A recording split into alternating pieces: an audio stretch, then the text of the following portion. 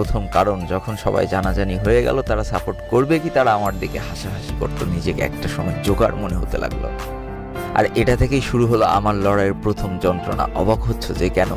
প্রথম দিকে বলেছিলাম না যে একদিনে কেউ পারফেক্ট হয় না। ইউটিউব জগতে পা রাখার সাথে সাথেই কিন্তু আমি আর পারফেক্ট হয়ে যাইনি।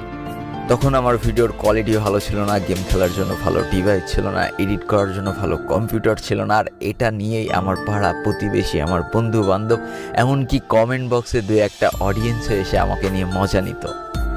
একটা সময় তো আমি লজ্জায় বাসা থেকে বের হয় বন্ধ করে দিই, কারণ আমি বাসা থেকে বের হয়ে কোথাও গেলেই আমাকে সম্বোধন করে বলা হয়তো ওই দেখ ইউটিউব বাল চলে এসেছে। কথাগুলো মনে পড়লে এখনও গালরম শিউরে ওঠে। বাদ দিয়ে দিলাম সবার সাথে মিশা, বন্দি হয়ে গেলাম চার দেওয়ালের মাঝখানে।